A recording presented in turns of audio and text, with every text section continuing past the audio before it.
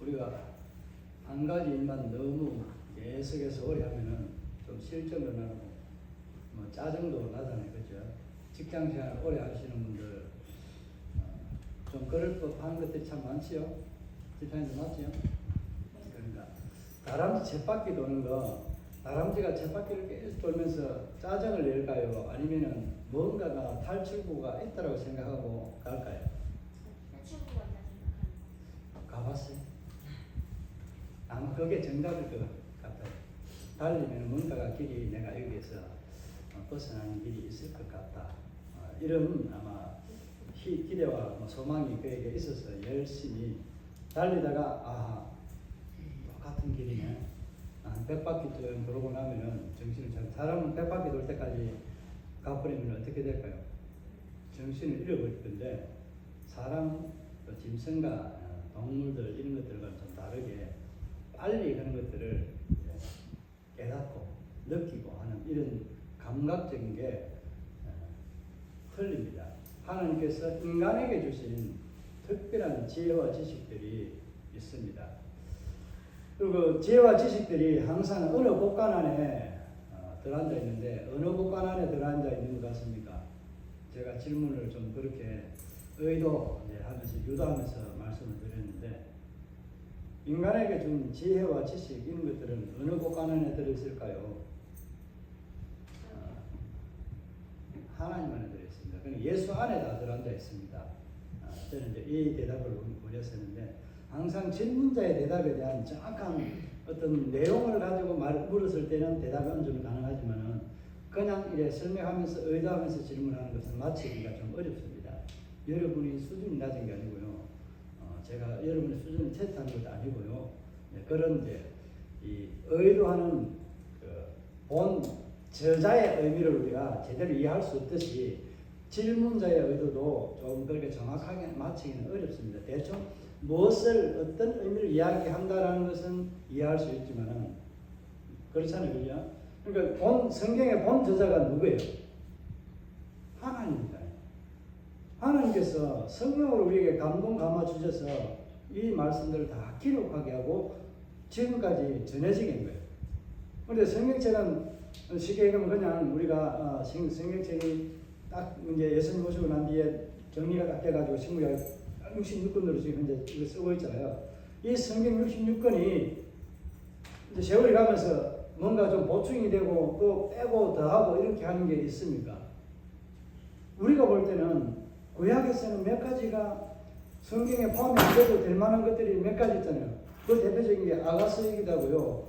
우리가 잘 아는 에스더 이런 것 같은 것들은 잘 포함을 안 시켜도 하나님 나타나지 않기 때문에 이 포함을 안 시켜도 될 만한 그런 성경의 내용입니다. 그런데 그 내용의 전체적인 의미가 담겨 있는 그 뜻은 하나님을 이해하고 하나님을 어떻게 섬기며 어떻게 살아야 될 것인가, 하나님 우리에게 어떻게 베풀어 주신 은혜가 있는가 하는 것을 말하고 있습니다. 그래서 우리가 생각하는 것과 우리가 볼 때는 별 의미 없는 것 같은 그 신앙의 한 부분, 한 시대에 겪었던 한 부분을 기록해 놓았는데 이게 우리에게는 어떤 의미가 있는가? 성령이 이것을 기록하게 한 것은 무엇하기 위해서요? 주 목적은 우리에게 교훈을 주기 위한 그런 목적이 1차적인 의도가 있습니다. 다른 책들은 그냥 창세기 5장 전이고 창세기부터 해가지고 모세오경을 이야기할 때는 그냥 그게 하나님은 누구신가, 어떤 분인가 하는 것에 대해서 하나님에 대해서 말하고 하나님이 어떤 일을 행하셨는가, 그리고 그 어떤 일을 행하시는데 누구에게 어떤 대상에게 이런 일들을 했는가 하는 것을 말하고 있고요. 하나님께서 무엇을 하는 것을 기뻐하고 어떤 것을 좋아하는가, 그러니까 하나님이 원하는 지으신 목적이 무엇인가 하는 것을 그냥 전체적으로 말씀하고 있습니다. 그러면서 그 지으신 목적대로 살아가는 방법에 대해서 몇 가지를 소개해 둔 거예요. 구약의 제사 레위기를 누가 읽으면서 전도했던 이 사람이 성경을 읽다가 레위기인데 제사가 너무 많이 나오니까 언니 제사 이거 너무 많다 이거. 아니 하나님 법에 나오는 성경책에 있는 이거 레위기는 제사 너무 많아 어렵고 복잡해서 나 모르겠다. 한국에 있는 제사가 더 낫다 이렇게 하는 이야기를 실제로 한 사람이 있습니다.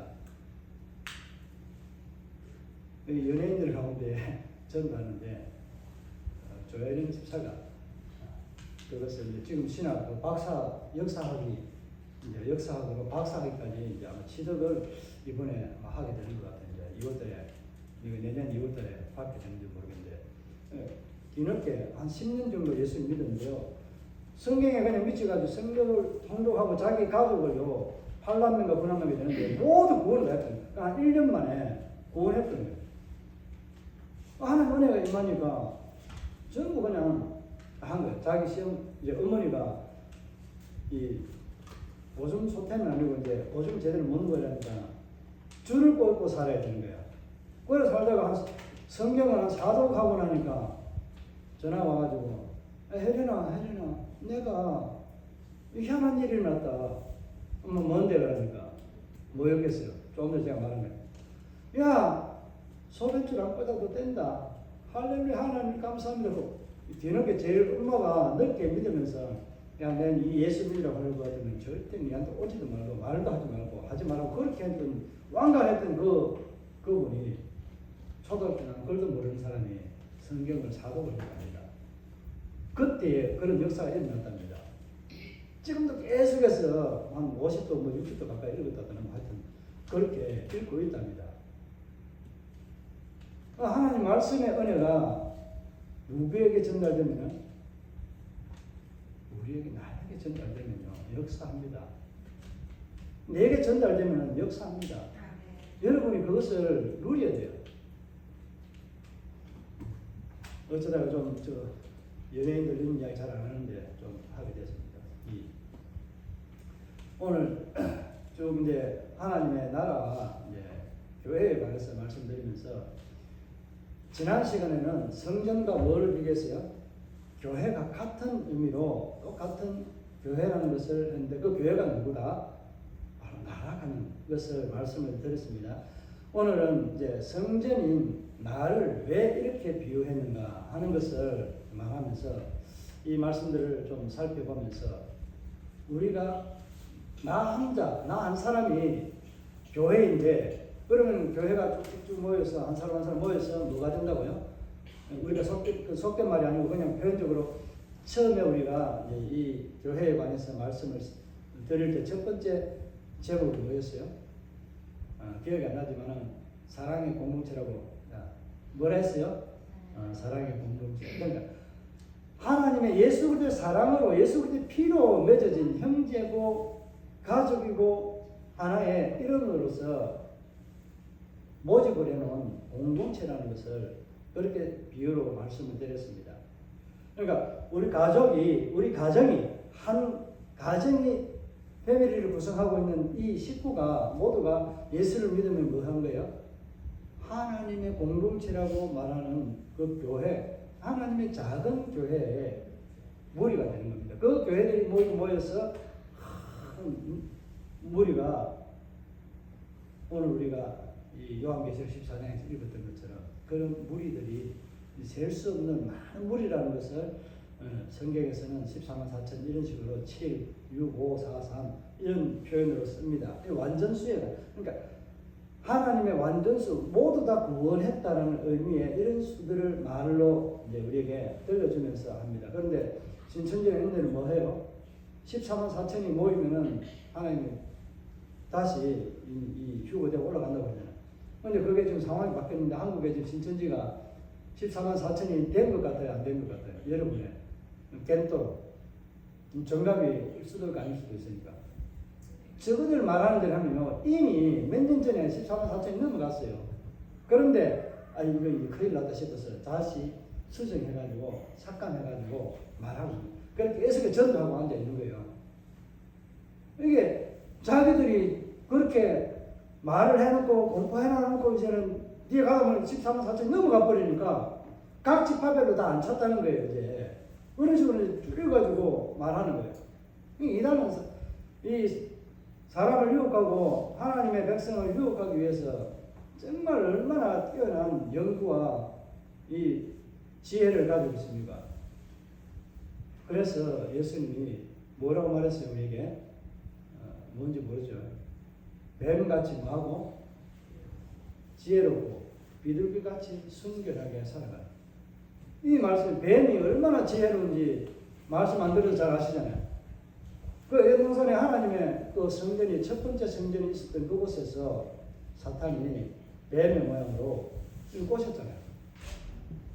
얼마나 지혜롭게 꼬셨으면은 아담을 꼬셨으면은 조금 안 넘어갔을 수도 있어요. 흔들흔들하다가 지나가다가 옷이 어떻으니 머리카락이 걸려가지고 떨어져가지고 따먹을 수도 있는데 하와는 그냥 따로 먹어버렸어요. 그 가가지고 저 혼자 먹으면 안 되니까 내 남편도 같이 죽어야지 그거. 이제 이거는 그런 의미는 아니지만은 이제 비유적으로 그냥 이야기처럼 하는 거예요. 그렇게 하와와 함께 두 사람이 하나님이 금했던 그 율법을 어기게 된 것이고 그로 인해서 우리 안에 죄가 들어오게 됐어요. 여러분 아담의 자손이에요? 누구 자손이에요? 일단 아담의 자손입니다. 대한민국 당군 자손 이렇게 이야기하면 안 됩니다. 그 이상한 소리 틀렸다는 이런 말은 아닌데 우리는 이 하나의 신화로 내려오는 건국의 신화 같은 이런 것에 등장하는 단군인데 이 단군이라고는 요 설명을 할 때도 고대사 이런 거 고조선사 이런 것들 설명할 때에 보면은 요 내용들이 약간 좀 왜곡되게 설명하는 부분들이 있습니다.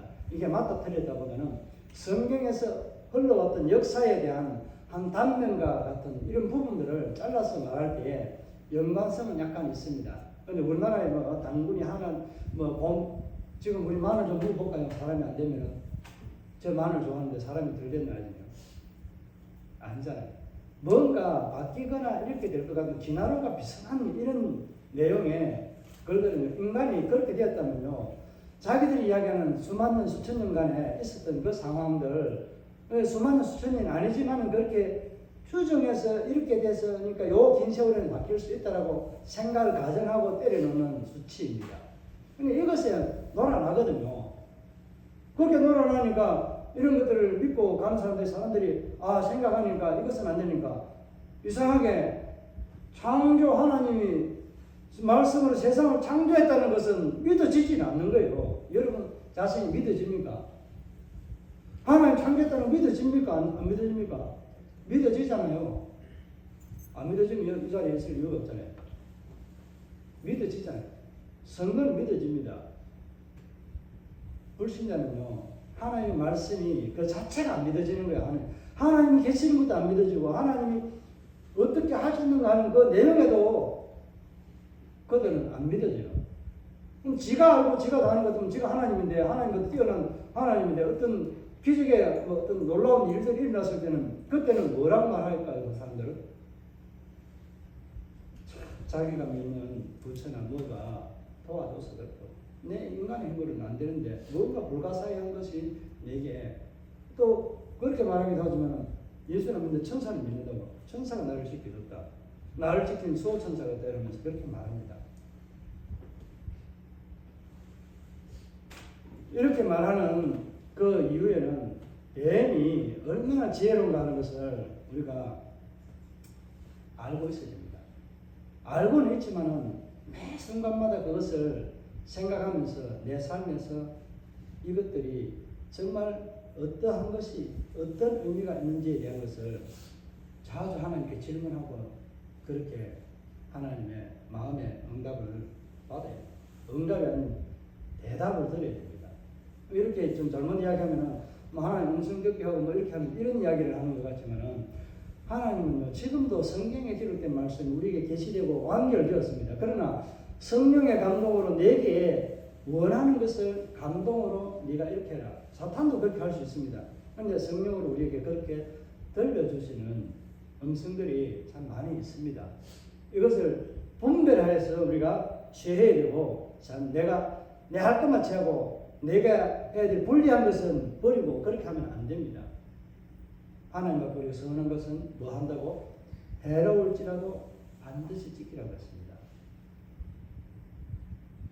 그것을 실행한 사람이 누군지 혹시 아세요? 구약성경에 있습니다. 여러분 한번 잘 생각해 보시기 바랍니다. 이 답은 제가 안 가르쳐 드리겠어요. 성경책 한번 읽어보세요. 사사기에서 딸을 자기 그 감정의 기분에 의해서 서원했던 그 결과를 위해서 가장 먼저 자기의 피부치 딸이 나와서 자기를 먼저 반겼습니다. 안 드릴 수 없어. 하는 약속입니다. 해로움이라도 드렸습니다. 우리도 그런 믿음이 있어야 되지 않을까요?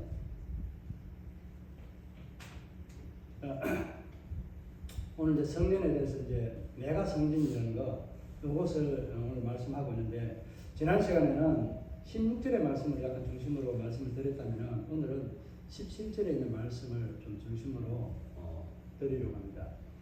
성전에 관한 내용을 말씀을 드릴 때, 제가 자주 언급했기 때문에, 이 처음 하나님의 집에 대해서, 하나님 성전에 대해서 말할 때에, 첫 번째 성전이 어디에 있었는가 하는 것을 말씀을 드리지 않았습니다. 맞죠? 첫 번째 성전이 어디에 있었을까요? 자, 퀴즈를 한번 내볼까요? 청와대에, 시내산에, 에덴 공원에, 에덴 동산에. 어디에 있었어요? 에덴 동산에 있었습니다. 에덴 동산 그 자체가 하나님의 성전이에요. 왠지 아시죠? 다 설명을 좀 안 드려도 되겠지만, 그래도 왜 에덴 동산이 하나님의 성전이라는 것을 말할 때, 성전은 누가 있는 곳이에요? 하나님이 계시는 곳이에요. 우리 청와대 지금 이제 없어졌지만, 옛날 청와대는 누가 있었어요? 대통령이 있었잖아요. 지금은 용산으로 무슨 군부대 뭐라죠? 그걸 옮겨가 버렸잖아요. 그러니까 이 왕이 거하는 곳을 궁궐이라고, 대궐이라고도 이야기하고 궁궐이라고도 말하잖아요. 같은 말인데, 하나님이 거하는 곳은 어디예요? 성전이라고 말하잖아요. 그러니까 하나님이 첫 번째로 그하고 만났던 장소가 법궤가 없이도 만날 수 있었던 곳은 어디예요? 에덴 공원이 아니고 에덴 동산입니다. 에덴 동산, 제가 에덴 공원은 제가 하마터면 한번 불낼 뻔했어요. 그 에덴 공원 안에 옆에 있는데, 그 집에 있는데 씻으려고 딱 물 올려놨는데, 이 그때 보일러가 이제 안 돼가지고 그것만 물 데우는 건 안 되고 난방만 돼가지고, 가스레인지에다가 이 밖에서 그 양은 그 밖에서 해다가 물을 한 거 해가지고 씻으려고 딱 올려놨는데 전화가 와가지고 잠깐 나와버려 해가지고 집에 들어 불 켜는 거 생각도 안 하고 따라가 버린 거. 그 다음날 11시나 10시나 돼서 집에 들어오니까 아찔하게 물이 그래도 막 하나만 막. 그래 에덴 공원을 제가 불을 안 켜었습니다. 하마터면 그때 여러분 저거 영원히 보지도 못하는 그 길로 갈 뻔했습니다. 에덴 동산에 법궤가 필요 없습니다. 시온소 시온자가 필요가 없습니다. 그 에덴 동산 그 자체가 시온소 시온자입니다. 죄를 해결하는 그런 시온소 시온자라는 의미가 아니라 하나님 인재하는 장소, 하나님을 만나는 장소가 바로 에덴 동산 전체가 성전이었다는 것을 우리는 생각해야 됩니다. 그 성전이 죄로 인해서 어떻게 돼요? 하나님과 만나지 못하니까 시온소 시온자 법궤가 없이도 만날 수 있었던 그 좋은 장소가 죄로 인해서 떨어져 나오거든요. 쫓겨납니다. 그렇게 해서 하나님은 또다시 간헐적으로 이렇게 너희들을 불러줄 그런 일들을 하기로 하고 계속해서 하는데도 불구하고 하나님과 점점 멀어지는 삶을 살고, 그래서 하나님께서 심판을 하게 되고, 그 심판으로 인해서 다시 하나님께 출발했지만 그 거룩하고 깨끗한 머리를 통해서도 몇 년이 가지 못하더라. 얼마 가지 못하더라.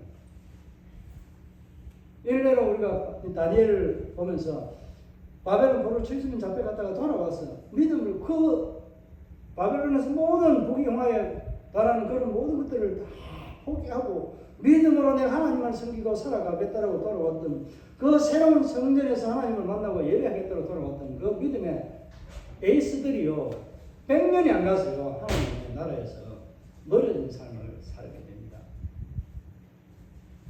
여러분 자신 있어요? 지금 하나님을 만나고 여러분 하나님 앞에 고백하는 그 삶, 내 안에 예수 그리스도 그분이 들어와 계시고 성령이 그분이 들어올 수 있도록 내 안에 먼저 자정해 계시는데 성전으로서 여러분이 하나님 앞에 하나님만을 섬기며 살아가겠다고 다짐하는 그 다짐이 있었지 않습니까? 얼마나 그 중심을 다짐을 흐트리지 않고 지켜나가고 있는가 하는 겁니다. 한번 생각해 보세요. 지금 신앙의 연륜이 오래되면 오래될수록요 더 부끄러울 수밖에 없는 거예요. 짧은 사람은요 그 짧은 기간은요 굉장히 하나님 앞에 은혜를 누리며 살아가기 때문에 거룩함을 유지합니다. 그런데 시간이 가면요 얼마 못 가서 너도 나도 하나님을 대적하는 자리에 서가지고도 대적하는 줄도 모르고요. 하나님 얼마 하는 줄도 모르고요. 하나님이 내게 무엇을 원하는지도 모르고 살아갑니다. 오죽하면 사도 바울이 고린도 교회에 있는 문제에 대해서 말할 때 이렇게까지 오늘 17절에 있는 말씀으로 강하게 때립니다. 중간에 있는 이 말씀 이제 11절부터 15절까지 있는 말씀에는 우리가 살펴봤잖아요. 너희가 어떤 삶으로 어떤 믿음으로 네 성전을 고린도 교회 그러니까 이 몰들 교회를 지켜나가고 세울 거냐 할 때 미완성이다. 계속해서 만들어져 가야 돼 세워져 가야 될 그 현재 진행형으로 계속해서 이루어져야 될 그 일들을 할 때 너는 무엇으로 집을 네 믿음의 집을 지어야 하는 거예요. 지금 현재 우리는 다르게 말하면은 원래 본질적으로 말하자면은 뭐예요? 우리는 이미 성전이 내 안에 들어와 계시잖아요. 하나님 내 안에 들어와 계시지만은 이것을 짓는 과정 미래형으로 아직 현재형으로 계속해서 미완료형으로 만들고 있다는 거예요. 그렇게 표현하고 있다는 거예요. 그러니까 들어와 계시지만은 내게 온전한 성전이 아직 이루어지지 않았다라고 그렇게 보는 게 좀 이해가 쉽습니다. 들어와 있지만 성전이 되었지만은 오늘 이 표현들이 그렇다는 거예요. 우리가 집을 짓고 있는데 빼다가 다시 하고 지붕은 세워졌는데 안에 도배하고 장식하고 이렇게 바꾸고 저렇게 바꾸고 하는 그런 것들이 아직 좀 덜 되어져 가고 있다. 계속해서 이제 붙여놨죠. 도배를 했지만 다음에 또 떼버리고 뭐 현벽을 붙인다든지 나무를 붙인다든지 또 하다가 마음이 또 좋은 것으로 금으로 가지고 싸든지 뭐 다이아몬드를 붙이든지 지금 이렇게 계속해서 리모델링을 한다라고 생각하시면 됩니다. 무슨 이해갑니까? 그렇게 하는 과정에서 성전을 지어가는 세워가는 우리의 삶이 어떠해야 되는가, 어떤 재료를 가지고 해야 될 것인가 하는 것을 말합니다. 여러분 어떤 재료가 해야 돼요? 그 믿음이라고 하는 재료가 해야 됩니다. 믿음이라는 재료로 내 믿음이라는 재료를 가지고 어떤 물건을 사용할 것인가. 그러면 내가 어떻게 내 삶으로 내 삶을 어떻게 표현하고 나타낼 것인가 하는 거예요. 여러분 이해가 가십니까? 무슨 믿음으로 내 삶을 어떻게 표현하고 어떻게 나타낼 것인가 하는 거. 반드시 뭐 한다고 했어요? 그 공력이 밝히 드러날 것이라고 말하잖아요. 지금은 안 드러납니다. 지금도 드러나는 부분도 있지만은 밝히 완전하게 드러나는 것은요. 마지막 재림의 주님이 우리에게 딱 두 길밖에 두지 않았습니다. 영원히 사는 길에서는 산다는 의미는 맞는데 하나는 그 사는 것이 아니고 하나는 무슨 의미예요?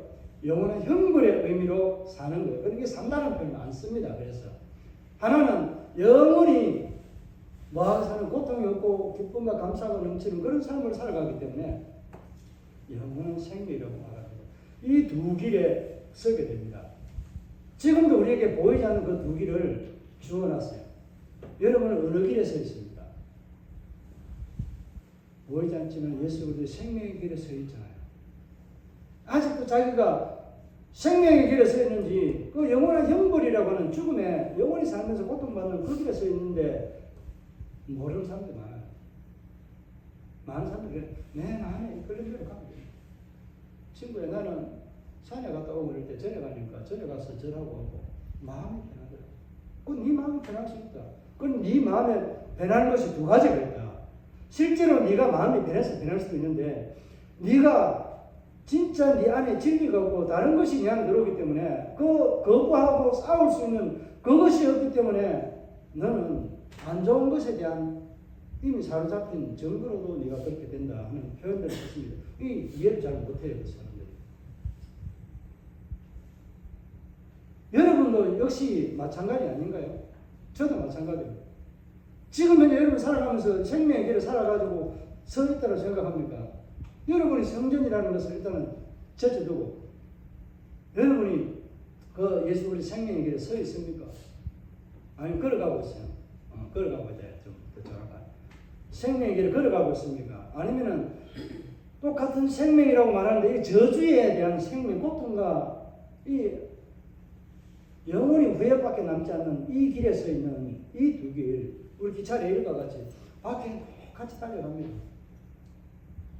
한 바퀴는 영생이라 예수 그리스도의 생명의 바퀴가 돌아가고 한쪽에는 예수 그리스도의 진노의 바퀴가 그들을 짓누르면서 가고 있는 이 바퀴에 달려가고 마지막에는요 이것이 어떻게 돼요? 달리고 있지만 완전히 갈라져 불이 되어버려요.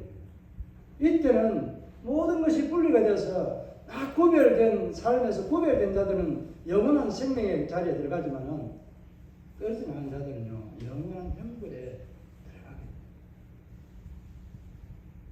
돼요. 이것을 안다면 여러분이 내 형제 이웃에 대해서 나만 예수 믿고 나만 잘 살고 나만 천국 가고 이것이 됩니까?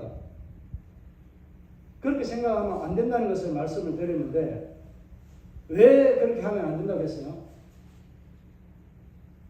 우리를 먼저 믿게 하는 것은요 사사기나 여호수아서 이런 거 보면은 그 내용들이 나옵니다. 좀 그래서 생각을 좀 데려가야 되겠네요. 하나님께 약속한 땅이 어디예요? 가나안 땅이잖아요. 가나안 땅 경계가 어딘 줄 아십니까?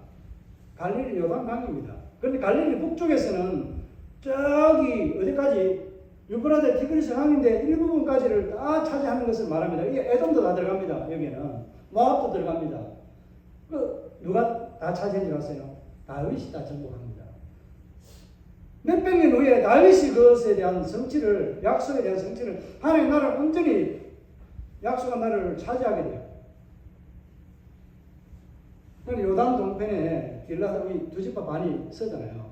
그런데 이 섰던 먼저 기업을 얻게 돼, 모세를 통해서 얻게 되는데 가나안 땅에 들어가 싸울 때는 어떻게 할래? 너는 먼저 들었는데 너 형제들이 이렇게 되어 있는데 어떻게 할래? 아직 얻지를 못했는데 하나님 약속의 땅에 얻지를 못하고 들어가지를 못했는데 너 어떻게 할래? 너 것만 챙기고 가만히 있으면 되나? 이 말하는 거예요. 그런데 이들의 대답이요 얼마나 상상을 초월할 정도로 놀란 대답과 반응이 옵니다. 우리가 먼저 앞서가서 우리 형제들이 차지할 안식을 얻을 때까지 먼저 싸우고 다 하겠다. 그런데 당신의 말을 어기는 자는 가차없이 죽이겠다. 죽여라. 그렇게 말합니다. 여러분, 이게 바로 우리를 먼저 부르신 하나님의 이유입니다. 여러분의 가정에, 이웃에, 현장의 삶에 먼저 부른 이유가 그거예요. 형제들이 구원 얻고 평안을 얻을 때까지 그 일을 위해서 싸워주고 함께 나가야 될 일을 맡긴 거예요. 이것을 다르게 말하면 전도하는 거예요.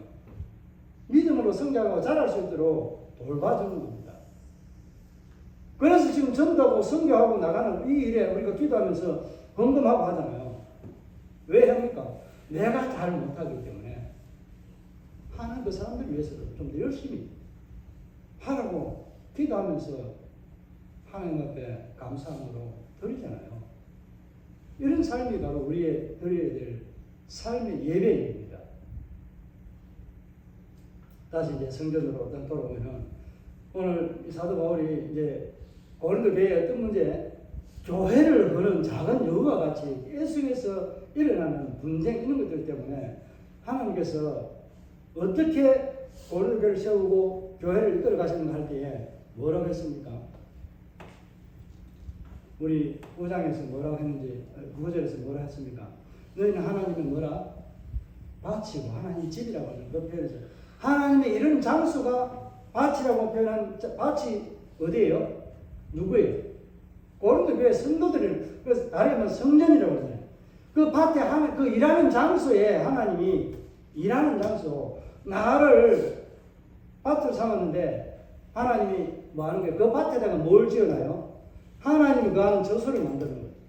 그러니까 개인에다가 하나님이 일하는 밭에다가 성전을 집을 세운 거예요. 뭐 하기 위해서 세운 거예요? 함께 있고 함께 동행하고 싶다는 거예요. 여러분 함께 한다는 하나님 임마누엘이라는 이 의미의 뜻을 이해를 제대로 합니까? 물론 하시겠죠. 이 임마누엘이라는 의미를 여러분이 얼마만큼 이해하시는지 모르겠네요. 임마누엘은 그냥 단지 내 안에 들어가서 아무것도 안 하고 자정에 계신 하나님이 아니라니까요. 많은 사람들이 이렇게 느끼고 앉아있다니까. 말은 안 해요. 나와 함께 하시는 하나님, 내가 가는 곳에 동행하는 하나님으로 알고 있지. 임마누엘 하나님은 어떤 하나님인지 아세요?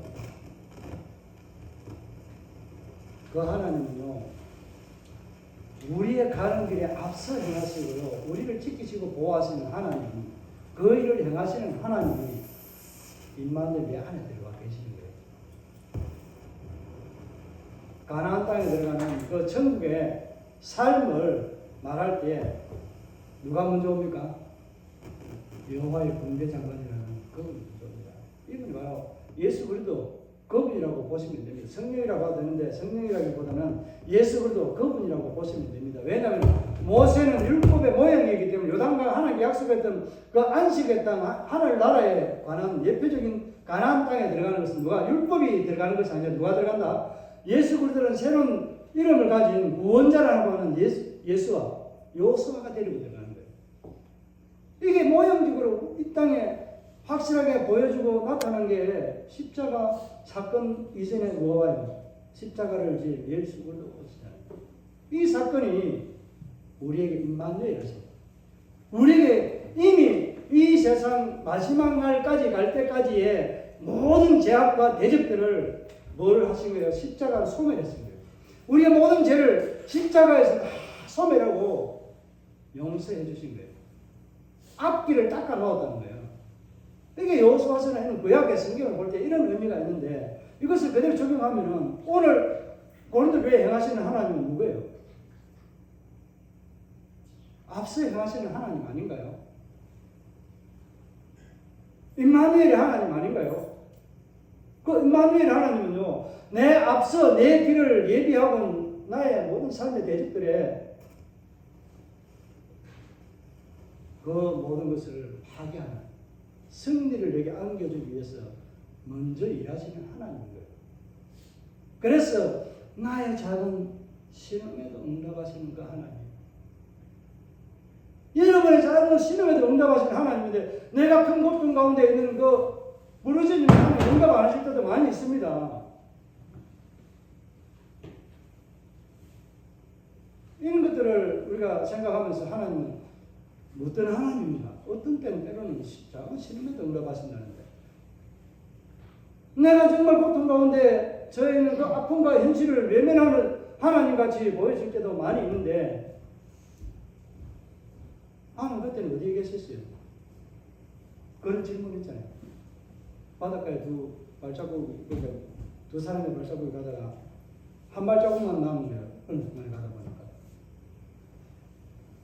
그래, 한 발자국만 남았는데 주님과 같이 걸어가던 그 삶의 이야기가 나오잖아요. 주님, 내가 가장 힘들었던 그 순간에 주님은 어디 가 계셨어요? 내가 혼자 걸어간 내 발자국 보세요. 이랬잖아요. 그게 지 발자국이었어요? 누구 발자국이었어요? 주님이 짚고 간 발자국이에요. 나는 내가 주님을 느끼지 못하고 내 아픔과 고통이요 하나님을 가로막고요 사로잡아버리는 그 악한 세력들에 이것에 내 마음의 눈이 뭐 된 거예요? 닫힌 거예요.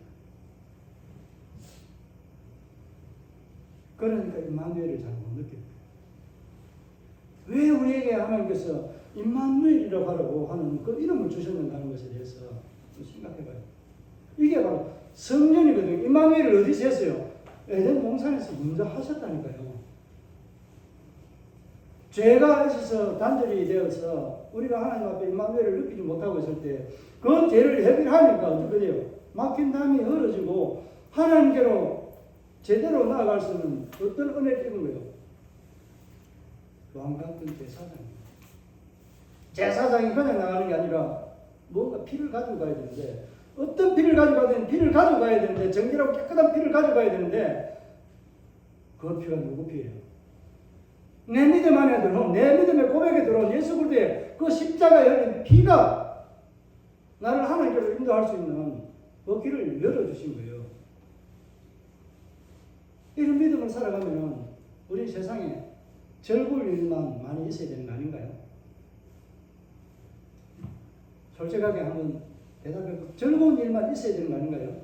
주와 동행하는 거, 주의 길같이 가는 거, 즐거운 일 아닌가 질문만 해야 됩니까? 즐거운 일이에요. 질문만 해야 되는 거예요? 즐거운 일이잖아요. 저는 그렇게 생각하고 그렇게 믿어요. 때로는 이 과잉 긍정 때문에 힘들 때도 좀 많이 있지만 말씀을 정리합니다. 성년인 이 하나님이 가는 처소 하나님의 집을 나로 삼았다는 것. 내가 그 교회고 뭐예요? 성전이라는 거예요. 이 성전을 골드웨이에서는 어떻게 하고 있다는 것을 말하고 있으니까 17절 우리 한번 읽어봅시다. 시작. 누구든지 하나님의 성전을 괴롭히면 하나님이 그 사람을 멸하시리라. 하나님의 성전은 거룩하니 너희도 그러하리라.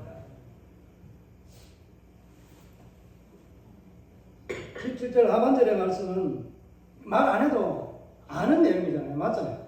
하나님이 거룩하니까 거룩한 하나님이 어디에만 거할 수 있어요? 거룩한 장소에만 거할 수 있잖아요. 그러니까 너희가 거룩하지 않냐면 어떤 말이에요 이게?